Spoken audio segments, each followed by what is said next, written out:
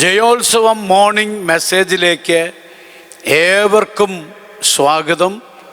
യേശുക്രിസ്തുവിൻ്റെ നിസ്തുല്യ നാമത്തിൽ എൻ്റെ പ്രഭാത വന്ദനങ്ങൾ അറിയിക്കുന്നു. വിശുദ്ധ വേദപുസ്തകത്തിൽ നിന്ന് ഒരു വേദഭാഗം വായിച്ച് ദൈവം എനിക്ക് തന്ന ഒരു ലഘു സന്ദേശം നിങ്ങളുമായി പങ്കുവച്ച് ഇന്നത്തെ സന്ദേശം അവസാനിപ്പിക്കുവാൻ ആഗ്രഹിക്കുകയാണ്. യെശയ്യാ പ്രവാചകൻ്റെ പുസ്തകത്തിലേക്ക് നമ്മുടെ ശ്രദ്ധ തിരിക്കാം. 51 അധ്യായം, അതിൻ്റെ 1-ാമത്തെ വാക്യം, 1-2 വാക്യങ്ങൾ ശബ്ദമുയർത്തി വായിക്കാം. നീതിയെ പിന്തുടരുന്നവരും യഹോവയെ അന്വേഷിക്കുന്നവരുമായുള്ളവരെ, എൻ്റെ വാക്ക് കേൾപ്പിൻ. നിങ്ങളെ വെട്ടിയെടുത്ത പാറയിലേക്കും നിങ്ങളെ കുഴിച്ചെടുത്ത ഗനിഗർഭത്തിലേക്കും തിരിഞ്ഞു നോക്കുവിൻ. നിങ്ങളുടെ പിതാവായ അബ്രഹാമിലേക്കും നിങ്ങളെ പ്രസവിച്ച സാറായിലേക്കും തിരിഞ്ഞു നോക്കുവിൻ. ഞാൻ അവനെ ഏകനായിട്ട് വിളിച്ച് അവനെ അനുഗ്രഹിച്ച് വർദ്ധിപ്പിച്ചിരിക്കുന്നു.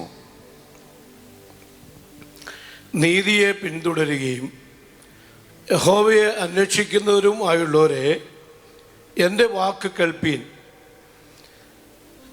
നിങ്ങളെ വെട്ടിയെടുത്ത പാറയിലേക്കും, നിങ്ങളാരും എൻ്റെ കൂടെ ഇല്ലേ? ഒന്ന് തുറന്ന് വായിച്ച ഭാഗം. വെട്ടിയെടുത്ത പാറയിലേക്കും നിങ്ങളെ കുഴിച്ചെടുത്ത ഖനിഗർഭത്തിലേക്കും തിരിഞ്ഞു നോക്കുവീൻ. നിങ്ങളുടെ പിതാവായ അബ്രഹാമിങ്കിലേക്കും നിങ്ങളെ പ്രസവിച്ച സാറയിങ്കിലേക്കും തിരിഞ്ഞു നോക്കുവീൻ. ഞാൻ അവനെ ഏകനായിട്ട് വിളിച്ചു, അവനെ അനുഗ്രഹിച്ച് വർദ്ധിപ്പിച്ചിരിക്കുന്നു. സർവശക്തനായ ദൈവം ഇസ്രായേലിനെ നോക്കി ദൂത് പറയുക. എന്താണ് ഇസ്രായേലിന് കൈമാറുന്ന ദൂത്? നിങ്ങളിന്നൊരു വലിയ നേഷനാണ്, നിങ്ങളിന്നൊരു വലിയ സമൂഹമാണ്, നിങ്ങൾ ഒരു വലിയ രാജ്യമാണ്, നിങ്ങൾ വർദ്ധിച്ചിരിക്കുന്നു, നിങ്ങൾ വലിയ സമൂഹമായിരിക്കുന്നു, നിങ്ങളെ അനേകർ ഭയപ്പെടുന്നു, നിങ്ങൾ വലിയൊരു കൂട്ടമാണ്, നിങ്ങൾ അനുഗ്രഹിക്കപ്പെട്ടു, പാലും തേനും ഒഴുകുന്ന കനാനിൽ നിങ്ങൾ വസിക്കുന്നു, നിങ്ങൾ പണിയാത്ത വീട് ഞാൻ നിങ്ങൾക്ക് തന്നു, നിങ്ങൾ കുഴിക്കാത്ത കിണർ നിങ്ങൾക്ക് തന്നു, നിങ്ങൾ നട്ടുണ്ടാക്കാത്ത മുന്തിരിത്തോട്ടം ഞാൻ നിങ്ങൾക്ക് തന്നു. ഹലോ, അനുഭവിച്ച ദൈവമക്കളുണ്ട്, സ്തോത്രം പറഞ്ഞോണം. ഹല്ലേലൂയ. അപ്പോൾ ഇതൊക്കെ ഞാൻ നിങ്ങൾക്ക് തന്നു, എന്നാൽ ഇന്ന് നിങ്ങൾ എവിടെയായിരിക്കുന്നു? ആമേൻ. ദൈവം അവരോട് പറയുകയാണ്, നീതിയെ പിന്തുടരുന്നവരും യഹോവയെ അന്വേഷിക്കുന്നവരുമായുള്ളവരെ എൻ്റെ വാക്ക് കേൾപ്പീൻ. അപ്പോൾ ദൈവത്തിൻ്റെ ശബ്ദം കേൾക്കുന്നവരോടാണ് ദൈവം സംസാരിക്കുന്നത്. ആമേൻ. ഹല്ലേലൂയ. ആമേൻ. സ്തോത്രം. ഹൊഫ്നിയും ഫിനെഹാസും ശമൂവേലും ഒരുമിച്ച ഒരു കോമ്പൗണ്ടിനകത്താ, പക്ഷെ ദൈവം സംസാരിച്ചത് ശമൂവേലിനോടാണ്. ഹല്ലേലൂയ. അനേകർ ചുറ്റുപാടുമുണ്ടെങ്കിലും ദൈവത്തിന് സംസാരിക്കാൻ എല്ലാവരും പറ്റില്ല. ദൈവത്തിന് വേണ്ടി തുറക്കപ്പെട്ട ഒരു കാതുണ്ടെങ്കിൽ ദൈവം അവരോട് സംസാരിക്കും. പലരും എന്നോട് പറയേണ്ട, പാസ്റ്ററെ എന്നോട് ദൈവം സംസാരിക്കട്ടെ, ഞാൻ ഇറങ്ങാം. ഞാനൊരിക്കലും ഒരാളോട് സംസാരിച്ചപ്പോൾ എന്നോട് പറഞ്ഞു, പാസ്റ്റർ സുവിശേഷ വേലയ്ക്ക് വേണ്ടി ദൈവം എന്നോട് സംസാരിക്കട്ടെ, ഞാൻ ഇറങ്ങാം. ദൈവം നിന്നോട് സംസാരിക്കാൻ നീ കർത്താവിന് വേണ്ടി ഉള്ളതാണെങ്കിൽ നിന്നോട് സംസാരിക്കും. ദൈവത്തിന് വേണ്ടി തുറക്കപ്പെട്ട ഒരു കാത് നിനക്കുണ്ടോ? ദൈവശബ്ദം നിന്റെ കാതിൽ കേട്ടിരിക്കും. അവൻ നിനക്ക് ആലോചന പറഞ്ഞു തന്നിരിക്കും. അവൻ നിന്നെ സ്വാന്തനപ്പെടുത്തിയിരിക്കും. നിനക്ക് വേണ്ടി ഇറങ്ങി വന്നിരിക്കും. ഇന്ന് പകൽക്കാലം ദൈവം നിന്നെ കണ്ടിട്ടുണ്ടെങ്കിൽ, ദൈവത്തിന് നിന്നൊക്കെ സ്നേഹമുണ്ടെങ്കിൽ, നിന്നോട് സംസാരിക്കുന്ന ഒരു ദൈവമുണ്ട്. അത് വിശ്വസിക്കുന്നവർക്കായി ഞാൻ ദൈവത്തെ സ്തുതിക്കുന്നു. അപ്പോൾ ഇവിടെ പറയുകയാണ്, എൻ്റെ ശബ്ദം കേൾക്കണം. ആര് കേൾക്കണം? നീതിയെ പിന്തുടരുന്നവർ, യഹോവയെ അന്വേഷിക്കുന്നവർ എൻ്റെ ശബ്ദം കേൾക്കണം. സ്തോത്രം. എന്താണ് ദൈവം ഇസ്രായേലിനോട് സംസാരിക്കുന്നത്? ആമേൻ. നിങ്ങളെ വെട്ടിയെടുത്ത പാറയിലേക്ക്, നിങ്ങളെ കുഴിച്ചെടുത്ത ഖനിഗർഭത്തിലേക്ക് തിരിഞ്ഞു നോക്കണം. ഹല്ലേലൂയ. ഇന്ന് എല്ലാം സമൃദ്ധിയായി. ഉയർച്ചയായി, മാന്യതയായി, ഒന്നിനും കുറവില്ല. പലപ്പോഴും നമ്മുടെ പഴയ കാര്യങ്ങൾ മറന്നു പോകാറുണ്ട്. ദൈവം ഇവിടെ അവരെ റിമൈൻഡ് ചെയ്യിപ്പിക്കുകയാണ്, നിങ്ങൾ പുറകോട്ട് നോക്കണം. ഇന്ന് നിങ്ങളായിരിക്കുന്നിടത്തു നിന്ന് നിങ്ങൾ പുറകോട്ട് നോക്കിയാൽ നിങ്ങൾക്കിവിടെ ഇങ്ങനെ ഇരിക്കാൻ പറ്റില്ല. ദൈവത്തെ ആരാധിക്കാതിരിക്കാൻ പറ്റില്ല, ദൈവത്തെ സ്തുതിക്കാതിരിക്കാൻ പറ്റില്ല, ദൈവത്തെ പിൻപറ്റാതിരിക്കാൻ പറ്റില്ല, ദൈവ ശബ്ദത്തിന് മുമ്പിൽ വീണു കൊടുക്കാതിരിക്കാൻ പറ്റില്ല, ഏൽപ്പിച്ചു കൊടുക്കാതിരിക്കാൻ പറ്റില്ല. Praise the Lord. Hallelujah. കർത്താവ് പറയുകയാണ്, നിങ്ങളെ വെട്ടിയെടുത്ത കുഴിയിലേക്കും കുഴിച്ചെടുത്ത ഖനിഗർഭത്തിലേക്കും നോക്കുക. എന്നിട്ട് താഴെ അവിടെ ഈ ജനതയുടെ ഉത്ഭവത്തെ കർത്താവ് പരാമർശിച്ചിരിക്കുക. ഇന്ന് സമൃദ്ധിയുടെ അത്യുച്ചകോടിയിൽ എല്ലാം ഉണ്ട് എന്ന് അവകാശപ്പെട്ടിരിക്കുന്ന ജനത്തെ നോക്കി ദൈവം പറയുകയാണ്, നിങ്ങളെ നിങ്ങളാക്കാൻ വേണ്ടി ഞാൻ തെരഞ്ഞെടുത്ത വ്യക്തിയെ നിങ്ങളുടെ മുമ്പിൽ വെക്കുകയാണ്. ആമേൻ.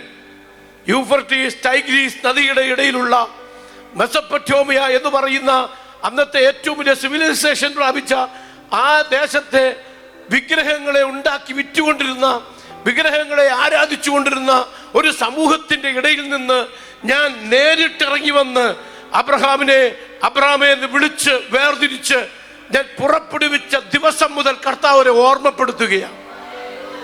അറ്റ്ലീസ്റ്റ് നമ്മുടെ ജീവിതത്തിൽ നാം രക്ഷിക്കപ്പെട്ട ദിവസമെങ്കിലും മറന്നുപോകല്ല. ഹല്ലേലൂയ.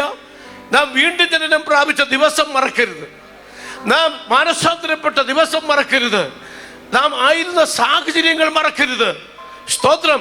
ആ നാശകരമായ കുഴിയിൽ, കുഴഞ്ഞ ചേറ്റിൽ കിടന്നെടുത്തുനിന്ന് ദൈവം നമ്മെ ഇവിടം വരെ കൊണ്ടുവന്നത് ദൈവമക്കൾ മറക്കരുത്. അവർ ദൈവസന്നിധി വരുമ്പോൾ ഒന്ന് തിരിഞ്ഞു നോക്കണം. എന്നെ കൊണ്ടുവന്ന വഴി ഒന്നിനും കൊള്ളരുതാതിരുന്ന എന്നെ, അവൻ നാശകരമായ കുഴിയിൽ കിടന്ന് എന്നെ എല്ലാവരും തള്ളിയ എന്നെ ദൈവം ഇത്രത്തോളം കൊണ്ടുവന്ന് ഉയർത്തിയതോർത്ത് ആ രക്ഷിക്കപ്പെട്ട ആ ദൈവത്തെ അറിയുന്നതിന് മുമ്പുള്ള കാലഘട്ടത്തെ ഓർത്ത് ദൈവത്തെ സ്തുതിക്കാൻ പറ്റണം.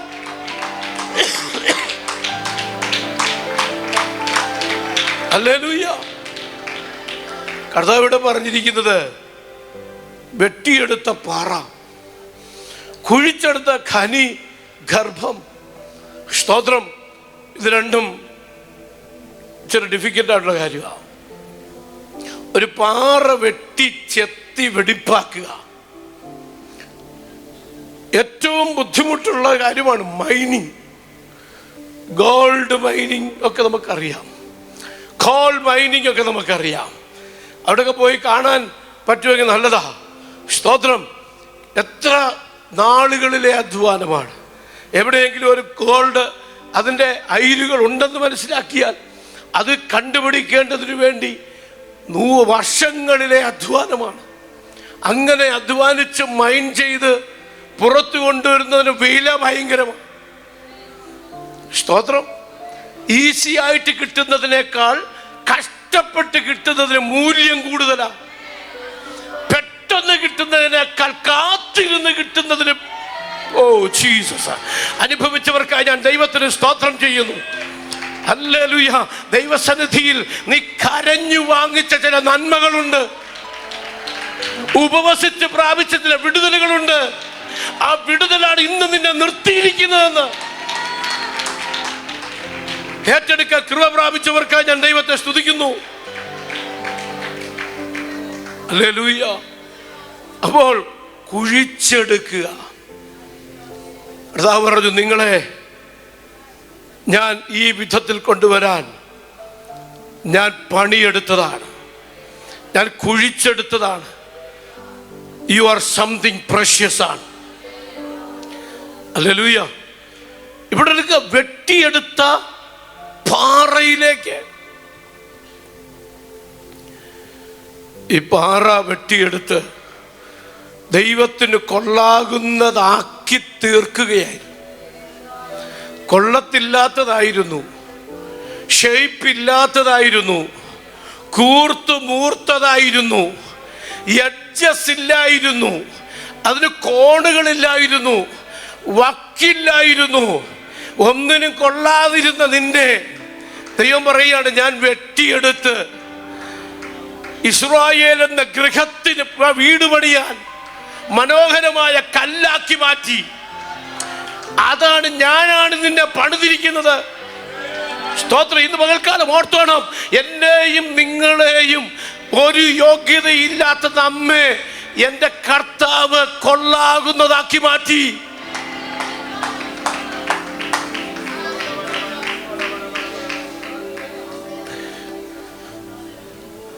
പാറയിൽ നിന്ന് വെട്ടിയെടുത്തു. ഈ വെട്ടിയെടുക്കുമ്പം തന്നെ അതിൻ്റെ കുറവ് തീർത്താ ദൈവം എടുത്തേ. ആണോ അല്ലയോ? വെട്ടിയെടുത്തപ്പോൾ തന്നെ കുറവ് തീർത്ത ദൈവം എടുത്തേ. ദൈവത്തിന് കൊള്ളാവുന്നതാക്കിയാണ് ദൈവം എടുത്തത്.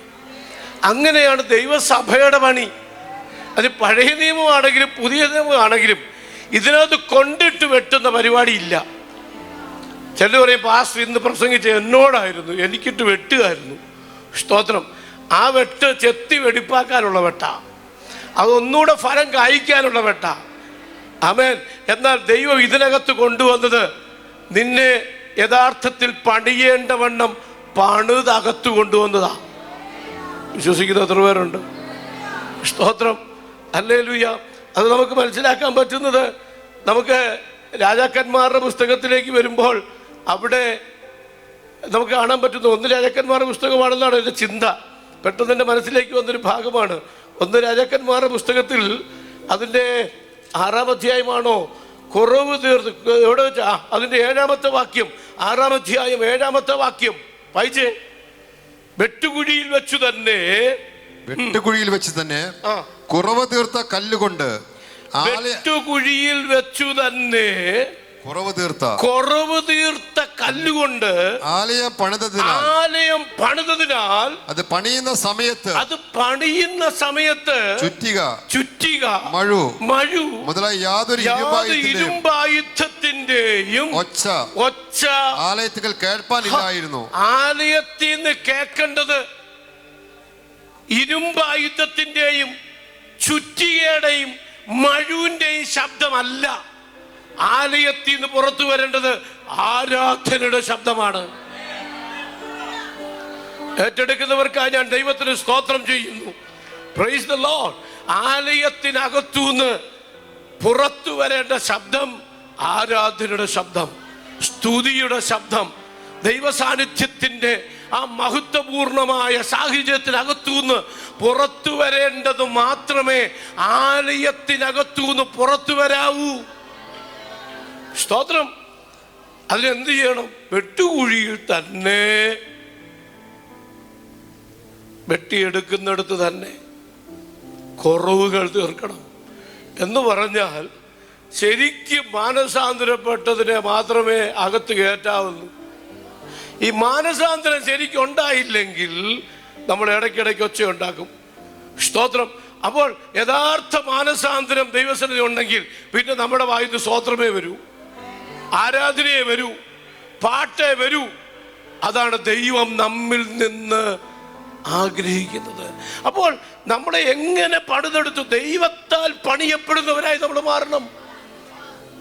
നമ്മുടെ സ്വഭാവത്തെ ദൈവം മാറ്റും, സാഹചര്യങ്ങളെ ദൈവം മാറ്റും. നമ്മൾ ആള് മാറിയവരായി മാറും. ഒരുവൻ ക്രിസ്തുവിലായാൽ അവൻ ആരാണ്?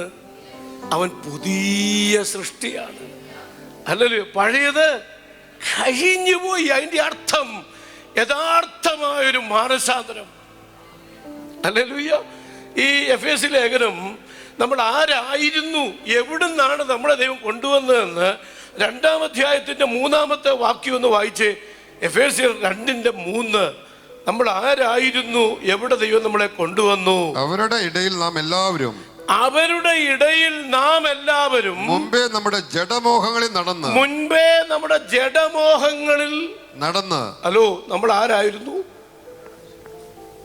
എഫേസ്യ ലേഖനം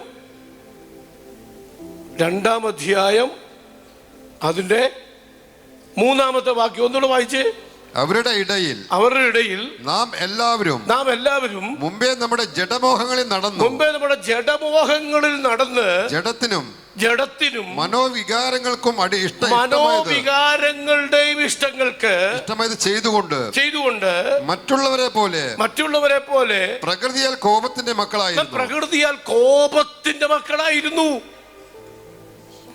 നമ്മൾ പണ്ട് സാധാരണ ലോക മനുഷ്യർ ചിന്തിക്കുന്നത് പോലെ, സാധാരണ ലോക മനുഷ്യർ സംസാരിക്കുന്നത് പോലെ, സാധാരണ ലോക മനുഷ്യർ ജീവിക്കുന്നത് പോലെ ജീവിച്ച് പ്രകൃതിയാൽ കോപത്തിന്റെ മക്കളായിരുന്നു. അടുത്തത് കരുണാസമ്പന്നനായ ദൈവമോ നമ്മെ സ്നേഹിച്ച മഹാസ്നേഹം നിമിത്തം അതിക്രമങ്ങളാൽ മരിച്ചവരായിരുന്ന നമ്മെ ക്രിസ്തുവിനോട് കൂടെ എന്ത് ചെയ്തു? ജീവിപ്പിച്ചു. കൃപയാലത്രേ നിങ്ങൾ രക്ഷിക്കപ്പെട്ടിരിക്കുന്നത്. നമ്മളെ ജീവനുള്ള കല്ലുകളാക്കി മാറ്റിയെന്ന് പത്രോസ് പറഞ്ഞിരിക്കുക. സ്തോത്രം. ആമേൻ. മരിച്ച നമ്മെ ക്രിസ്തുവിൽ ജീവിപ്പിച്ചു. അടുത്തത് കൃപയാലത്രേ നിങ്ങൾ രക്ഷിക്കപ്പെട്ടിരിക്കുന്നു. അപ്പൊ നമ്മൾ ആരായി തീർന്നു? രക്ഷിക്കപ്പെട്ടു. അപ്പോസ്തല പ്രവൃത്തികളുടെ പുസ്തകം 2-ാം അധ്യായത്തിൽ പഠിക്കുമ്പോൾ അവിടെ നമ്മൾ കാണുന്നു, രക്ഷിക്കപ്പെട്ടവരെ ദിനം പ്രതി എങ്ങോട്ട് ചേർത്തു? ഹലോ, ആരെയാ സഭയോട് ചേർത്ത്? രക്ഷിക്കപ്പെട്ടവരെ സഭയോട് ചേർത്തിട്ട് മാനസാന്തരപ്പെടുത്തുക അല്ലായിരുന്നു. സഭയ്ക്കകത്ത് വന്നു കഴിഞ്ഞിട്ട് പതുക്കെ ശരിയായിക്കോളും എന്ന് പറയുകയല്ലായിരുന്നു. ഇപ്പം പിടിച്ച് സ്നാനപ്പെടുത്തിയേക്കാം, പിന്നങ്ങ് ശരിയായിക്കോളും എന്ന് പറയുകയല്ല. യഥാർത്ഥമായി രക്ഷിക്കപ്പെട്ടവരെ സഭയോട് ചേർത്തു. അപ്പോൾ സഭയിലെ അംഗങ്ങൾ എന്ന് പറയുന്നത് യേശു കർത്താവിനെ സ്വന്തം രക്ഷിതാവായി ഹൃദയം കൊണ്ട് വിശ്വസിച്ച് യേശു കർത്താവിനെ മരിച്ചവരുടെ ഇടയിൽ നിന്ന് ഉയർപ്പിച്ചുവെന്ന് അവൻ സർവശക്തനായ ദൈവമെന്ന് വാഗൊണ്ട് ഏറ്റുപറഞ്ഞ് യേശു കർത്താവിനെ മക്കളായി മാറിയ രക്ഷിക്കപ്പെട്ടവരാണ് സഭയിലെ അംഗങ്ങൾ എന്ന് പറയുന്നത്. മനസ്സിലാകുന്നുണ്ടോ? അല്ലാതെ ഇവിടെ കൊണ്ടിട്ട് മാനസാന്തരപ്പെടുന്നത്, ഇവിടെ കൊണ്ടിട്ട് കല്ല് ചെത്തി വെടിപ്പാക്കുന്ന പരിപാടി ഇല്ല. സ്തോത്രം. ആമേൻ. രക്ഷിക്കപ്പെട്ടവർ സഭയോട് ചേരണം.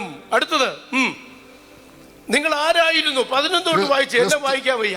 ആകയാൽ നിങ്ങൾ മുമ്പേ പ്രകൃതിയാൽ ജാതികളായിരുന്നു. നിങ്ങൾ ജാതികളായിരുന്നു. ജഡത്തിൽ കയ്യാലുള്ള ജഡത്തിന്റെ കയ്യാലുള്ള പരിച്ഛേദനയേറ്റ് പരിച്ഛേദനക്കാർ എന്ന് പേരുള്ളവരാ. നിങ്ങൾ പണ്ട് പരിച്ഛേദനക്കാർ എന്ന് പേരുള്ളവരായിരുന്നു. അഗ്രചർമ്മക്കാർ എന്ന് വിളിക്കപ്പെട്ടിരുന്നു. അഗ്രജന്മക്കാർ എന്ന് വിളിക്കപ്പെട്ടിരുന്നു. അക്കാലത്ത് നിങ്ങൾ ക്രിസ്തുവിനെ കൂടാതെയുള്ളവർ ആരായിരുന്നു? ക്രിസ്തുവിനെ, യേശു കർത്താവിനെ കൂടാതെയുള്ളവരായിരുന്നു. ഇസ്രായേൽ പൗരതയോട് സംബന്ധമില്ലാത്തവരായിരുന്നു. വാഗ്ദത്തത്തിന്റെ നിയമങ്ങൾക്ക് വാഗ്ദത്തങ്ങൾക്ക് അന്യരായിരുന്നു. പ്രത്യാശയില്ലാത്തവരും. നമുക്ക് പ്രത്യാശയില്ലായിരുന്നു. മരിച്ചാൽ നമ്മുടെ നിത്യത എന്താണെന്ന് നമുക്ക് അറിയില്ലായിരുന്നു. ലോകത്തിൽ ദൈവമില്ലാത്തവരായിരുന്നു. സ്തോത്രം. ഹല്ലേലൂയ. ദൈവമില്ലാത്തവരായിരുന്നു. ദൂരസ്ഥരായിരുന്ന നിങ്ങൾ. എന്നാൽ മുമ്പേ നിങ്ങൾ എവിടായിരുന്നു? ദൂരസ്ഥരായിരുന്നു. നിങ്ങൾ ഇപ്പോൾ ക്രിസ്തുയേശുവിൽ. ക്രിസ്തുവിന്റെ രക്തത്താൽ സമീപസ്ഥരായി തീർന്നു. സമീപസ്ഥരായി മാറി. അവൻ നമ്മുടെ സമാധാനം. അവൻ നമുക്ക്. ഇപ്പൊ നമ്മൾ ആരാ? നമ്മൾ ക്രിസ്തുവിന്റെ രക്തത്താൽ സമീപസ്ഥരായി. ഇപ്പൊ ആരാ സമാധാനം? ക്രിസ്തു. ഇപ്പൊ നമുക്കൊരു സമാധാനമുണ്ട്. കാരണം നമ്മുടെ അസമാധാനം മാറിപ്പോയി. നമ്മുടെ ജീവിതത്തിന്റെ എല്ലാ സാഹചര്യവും മാറി. നാം ദൈവമക്കളായി തീരാൻ ദൈവം നമുക്ക് ഭാഗ്യം തന്നു. കാൺമീൻ, നാം ദൈവമക്കൾ എന്ന് വിളിക്കപ്പെടുവാൻ പിതാവ് നമുക്ക് എത്ര വലിയ സ്നേഹം നൽകിയിരിക്കുന്നു. ഇടയ്ക്കിടയ്ക്ക് ദൈവസന്നിധി വരുമ്പോൾ ദൈവസന്നിധിയിൽ കണ്ണടച്ച് കർത്താവേ ഞാൻ ആരായിരുന്നു എന്ന് ഓർക്കേണ്ടത് നല്ലതാ. ഞാൻ പണ്ട് ദൈവമില്ലാത്തവനായിരുന്നു. ഞാൻ ദൈവത്തിൻ്റെ കോപത്തിന്, ന്യായവിധിക്ക് പാത്രീഭൂതനായി കിടന്നിരുന്ന ആളായിരുന്നു. എന്നാൽ ഇന്ന് എൻ്റെ ന്യായവിധി മാറിപ്പോയി. പണ്ട് ഞാൻ ദൂരസ്ഥനായിരുന്നു. എൻ്റെ കർത്താവിൻ്റെ സന്നിധിയിൽ വരാൻ പോലും എനിക്ക് യോഗ്യതയില്ലായിരുന്നു. എന്നാൽ കർത്താവിൻ്റെ സന്നിധി ചെന്ന് തത്സമയത്ത് കൃപ ലഭിക്കേണ്ടതിന് കൃപാസനത്തോളം ഏറ്റവും അടുത്തിയെന്ന് അപ്പാ പിതാവേ എന്ന് വിളിക്കാനുള്ള പുത്രത്വം അനുഭവിക്കുന്ന ദൈവമക്കൾ ദൈവത്തെ സ്തുതിക്കണം. ഏറ്റവും വലിയ പദവി ദൈവം നമുക്ക് തന്നു. ഹല്ലേലൂയ. ഈ ലോകത്തിൽ നിങ്ങൾ ആരെന്ന് വിളിക്കപ്പെടുന്നതിനേക്കാൾ വലുതാണ് നിങ്ങൾ ദൈവമക്കൾ എന്ന് വിളിക്കപ്പെടുന്നത്. ആകാശഭൂമികൾക്കെല്ലാം അതിഹേതുവായവൻ നീയേ. ആകാശഭൂമികൾക്കെല്ലാം അതിഹേതുവായവൻ നീയേ. ആശ്രയം നിന്നിലായതു മുതൽ ആദികളകന്നു വരാ. ആശ്രയം നിന്നിൽ ആയതു മുതൽ ആദികളകന്നു വരാ. എനിക്കൊത്താശവായ പർവ്വതം കർത്താവേ നീ മാത്രമെന്നാടുമേ. എനിക്കൊത്താശവായ പർവ്വതം കർത്താവേ നീ മാത്രമെന്നാടുമേ. എൻ കണ്ണുകൾ ഉയർത്തി ഞാൻ നോക്കും എൻ കർത്താവേ നിൻ ദയയ്ക്കായി. എൻ കണ്ണുകൾ ഉയർത്തി ഞാൻ നോക്കും എൻ കർത്താവേ നിൻ ദയയ്ക്കായി. ഓ എണ്ണിയ തീരാൻ മകൾ തന്നു എന്നെ അനുഗ്രഹിക്കും. ഓ എണ്ണിയ തീരാൻ മകൾ തന്നു എന്നെ അനുഗ്രഹിക്കും. എനിക്കൊത്താശവായ പർവ്വതം കർത്താവേ നീ മാത്രം എന്നാടുമേ. എനിക്കൊത്താശവായ പർവ്വതം കർത്താവേ നീ മാത്രം എന്നാടുമേ. എൻ കാലുകൾ വഴുതാത നിശം എന്നെ കാത്തിടുന്നവൻ നീയേ. എൻ കാലുകൾ വഴുതാത നിശം എന്നെ കാത്തിടുന്നവൻ നീയേ.